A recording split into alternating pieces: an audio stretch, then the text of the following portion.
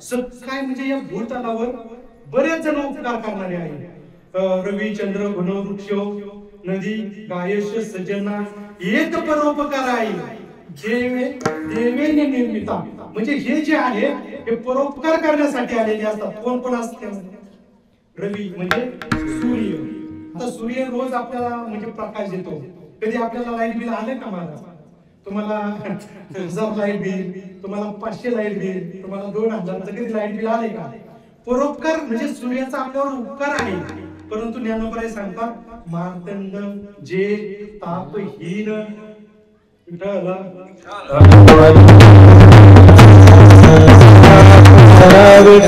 सूर्य परोपकार करतो, आपल्यावर उपकार करतो, परंतु तो जास्त तापतो महाराज. म्हणून रवी चंद्र, चंद्राचे म्हणजे जो प्रकाश आहे ते शीतल आहे. परंतु इंद्रा पडली भगे चंद्र त्याला डाग आहे.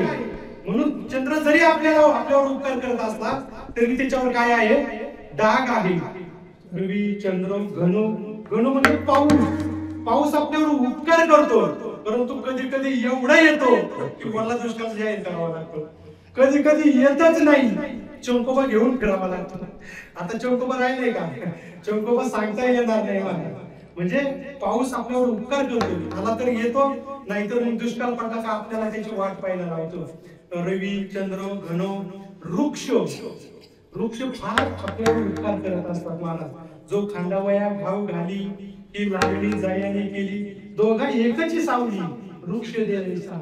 वृक्ष आपल्यावर उपकार करत असतो, परंतु वृक्ष सुद्धा कधी कधी त्या ठिकाणी वृक्षाचं म्हणजे जे सावली जी आहे ती प्रत्येक वेळेला आपल्याला त्या ठिकाणी उपयोगी येईलच असं नाही. म्हणून वृक्ष त्या ठिकाणी उपकार करत असतो. पुढचे जे आहे ते नदी आहे. नदी आपल्यावर उपकार करत असते का?